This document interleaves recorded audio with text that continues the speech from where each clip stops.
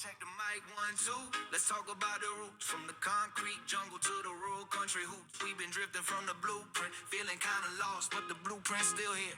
No matter what the cost, it's about the strong bonds, the ties that truly bind. The future of our nation left all else behind. Reviving what got faded, bringing back the light for every son and daughter, shining ever bright. Freedom, faith, and family, the pillars of our stand.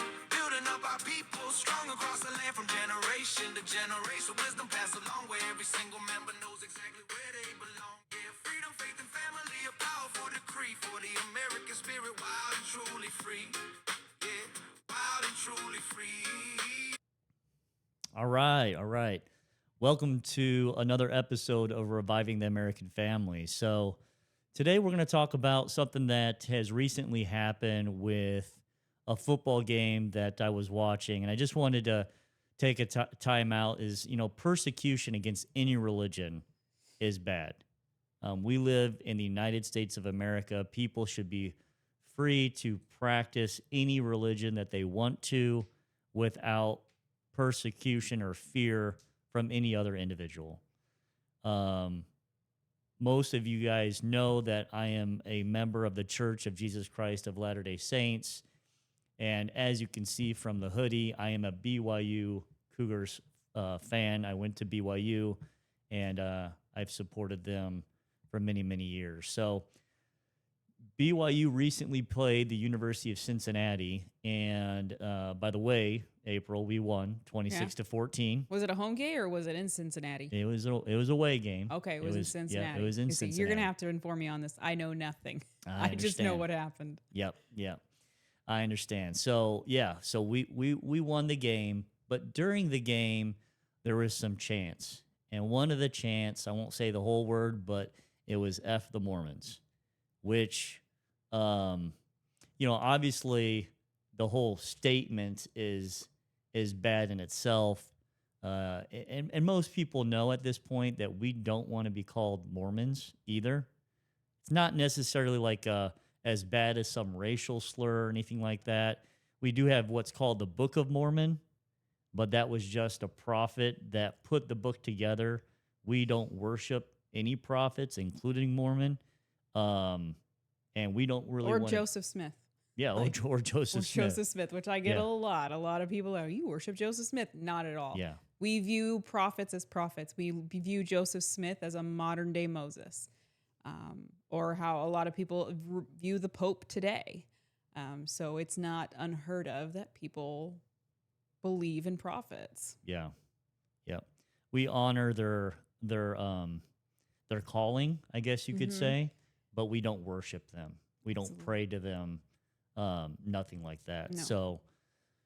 So the name of the church is called the Church of Jesus Christ of Latter-day Saints. Kind of a longer name for a church. Yeah. Which I think that's why a lot of people will just go to the easy way of saying Mormons.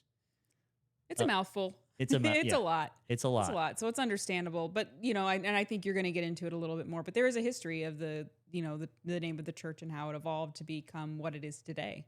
Yeah. And I think for those that don't know that that's not something we prefer, it's good for us to let them know. Like we don't have to be aggressive about it or say you offended us by calling it. We know. I mean, we're pretty hard to offend. We're a pretty hard to offend couple. Yeah, but we don't. I'm just saying in general. I don't think most members of our church really get offended by that. I have never known anyone to. Yeah, and really, we really kind of. That nickname didn't really bother us too much, but in 2018, our prophet, President Nelson at the time, had told us that we wanted to move away from that and make sure people understand the true name of the church. And it's important for us for many reasons, but the main reason is this is Christ's church. It's not anybody else's church.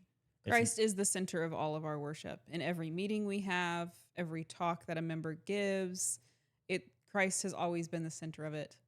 Yep, exactly. So just a little history, and I don't. A lot of the members of our church might not know this, but the church actually went through a few names for different reasons. But from 1829 to 1834, the name of the church was the Church of Christ. And then in 1834, it was changed to the Church of Jesus Christ. And then in 1838, it was Church of Jesus Christ of Latter-day Saints. Why did they go from the Church of Jesus Christ to the Church of Jesus Christ of Latter-day Saints? Why did they add on the Latter-day Saints? I am not 100% sure. Yeah. Yeah, we'd Okay, have to. that's a good question. We'd have to look that up, and I wonder maybe if it was already taken. That's kind of what I had expected. I didn't actually look it up, but I'd expected maybe someone had that already taken and used and trademarked or whatever. So Yeah. we had to change it, but I don't know. I'm sure we'll get some comments from people letting us know. Yeah, So I bet there's some that'd really be good. great church historians that will hopefully Yeah. let us know the history of that. Probably an easy answer. So for those that know, go ahead and put it in the comments. That would be great. Yeah. So that's a little bit of a history. I wanted to go through also, I think we're a little bit sensitive to persecution for multiple reasons, but most of you guys, or some of you guys know, there was some pretty bad persecution that happened with members of our church when the church first started. So the church first started actually in New York. And then from there, they were persecuted. And then they left New York and went to Ohio. And then from Ohio, they went from Ohio to Missouri. And then there was even what's called an extermination order, 44, I think is what it's called. Yeah. It happened in 1838. That was in Missouri, wasn't it? That was in Missouri. That Yeah. stuck until 1970 something. 19 That extermination yeah. order. I know that because I grew up in Missouri. And I had a friend tell me once, they said to me, I wish that extermination order was still law. Well, that wasn't They very said that kind. to my face. I was like, oh, okay, so you're cool with me being killed. So I mean, I think that's kind of where a lot of our sensitivity come from. Me growing up in southern Missouri, I grew up around a lot of different faiths that were not of mine. You know, Baptist, Methodist, Evangelical, Assembly of God was another really popular faith around there. So I'm very familiar with their faith. And I will say most of them were very, very kind to me. I did not get a lot of hate. Comments like that were very rare, but they were, I don't want to say rare. They were common, but most of the time when they were said, it was typically rebuked by someone else. So. Yeah. Yep. And so like you said, 1976 is when that was actually rescinded. Oh, okay. So it remained on the books until then. Now, hopefully, I don't think anything was actually happening, and that was for a short period of time. But it is interesting to see how that slipped through the cracks and remained on law, all the way up until the 20th century. Yeah, they could run us out or kill us, which did happen in Missouri at the early stages of the church. And then from Missouri, they went to Illinois. Persecution got real bad there. And a lot of this, we'll go into some detail maybe at a later point, but a lot of this was for political reasons. A lot of people don't realize Chicago had, in 1840-ish, Chicago had around 14,000 people that lived there. Nauvoo had like 11,000. Yeah. And Nauvoo, I will say, is my most favorite place to go. I love to go there because I'm a big history person. I love history. I love church history and all things history, whether it's American history, European history. In Nauvoo, it's a really, even now, is a beautiful town because it's kind of stood still in time. It really has. And it's amazing what they built there. So it was a fast-growing place, and anyway, they came in as Democrats, and then at some point they switched over to Whigs, and we were invited to Illinois because they're like, oh, we got a voting demographic that's coming in, and then when we switched, the persecution became really bad. So wait, I'm unfamiliar with this. So we switched from Democrats to Whigs, or what happened? To Whigs, yeah. To Whigs, okay. Republicans, remember, that didn't exist happen at the time. That Lincoln. was Abraham Lincoln, like 1960s or 1860s, I mean. So, so there was the Whig Party. And so anyway, that happened, but in Illinois is actually where the martyrdom of our prophet Joseph Smith happened in Carthage jail. So there's definitely some history there in Illinois, and then from Illinois we kind of slowly made our way out to Utah, and there's a lot of pioneer members that live out in Utah and still are Yeah. from pioneers, I should say. And still there's a lot of members, of course, of our church in Utah. A high percentage of them are members of the Church of Jesus Christ of Latter-day Saints. So there's a history of persecution. On top of that, of course, we all know of the more recent one, which was what happened in Michigan. April, you want to kind of go over that for us? A church in Michigan. Do you remember the town? I forget the town. Was it like LeBlanc or something? Something like I'm not that. for sure. It was a smaller town. Yeah. But a lot of members live up there, and the church was shot up by a man who had some beef against members of the church. Apparently, he had dated a woman. He had done some work in Utah and dated her, and it went sour. And of course, that stuck with him, and he just started hating our faith. And he took it upon himself to take guns and shoot. He took a lot of lives. How many people died? I think 4 people. 4 people, and I think some of them were children. Yeah. So ran his truck into the building and then shot up the church and burned the church down. So that's happened within the last month or so. So that's pretty fresh. Yeah. And We were in church when we found out about it, and a lot of members started just crying. Yeah. Upset. So we understand that those things happen. And what was, I thought, impressive about the members of the church is that they actually donated. They started a donation for the child of the person that He did was sick. that His did kid was sick. that did the murders.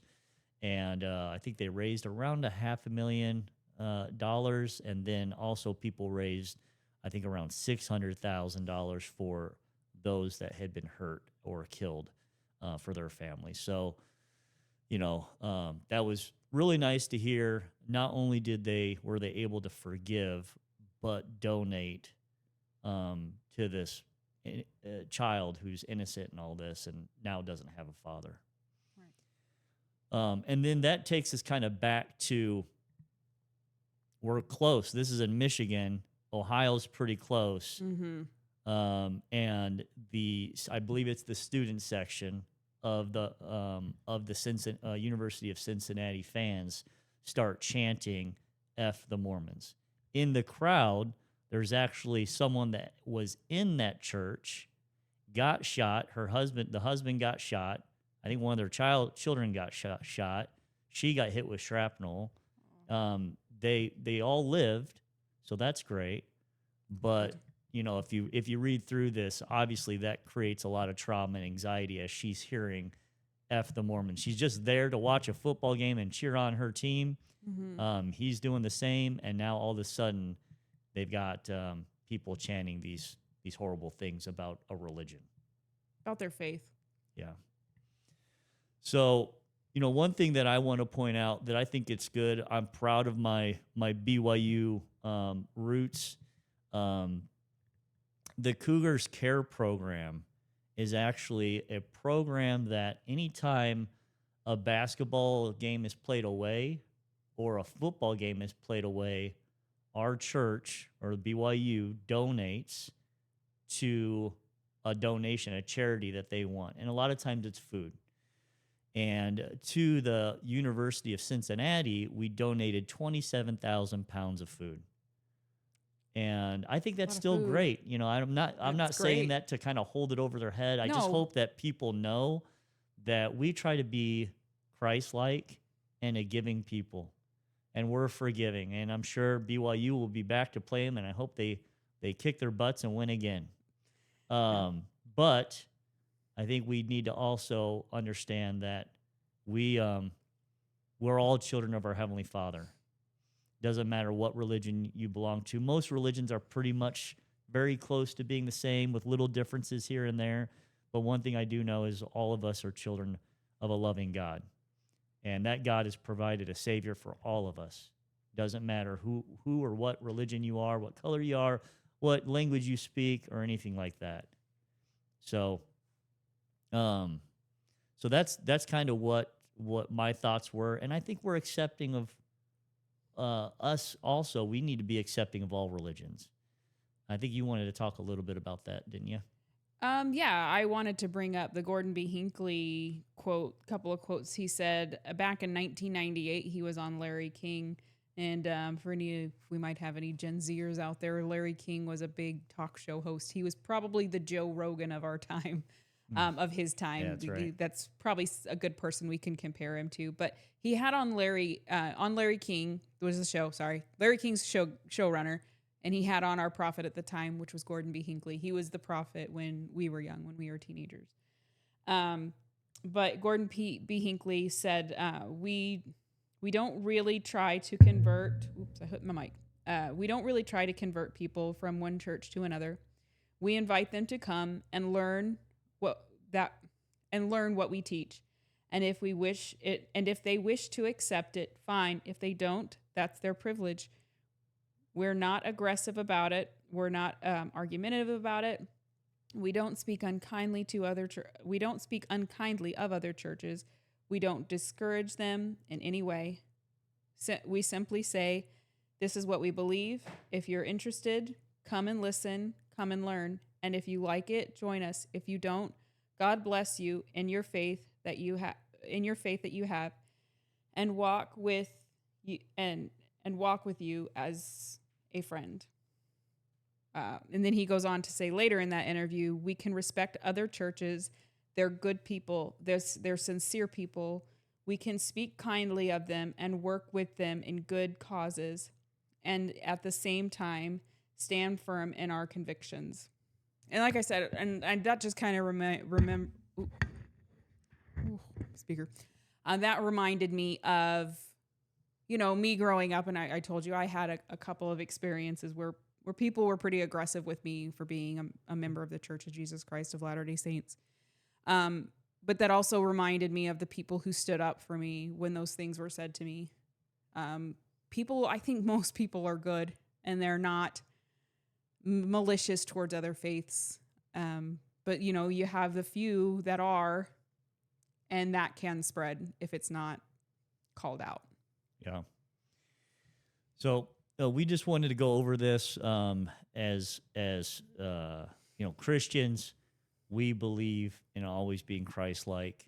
I hope you guys always feel that within the things that we talk about, and we want to make sure also, when it doesn't happen for us or for someone else, we need to call that out and make sure that those changes that need to happen. So that's it for this episode. Appreciate you guys spending some time with us today. Remember to like, subscribe, follow, and share. Do all those things. Comment, please. I'm sure there's a lot of people that have comments on this subject. Would love to hear from you. And thanks, and have a good day. Good night.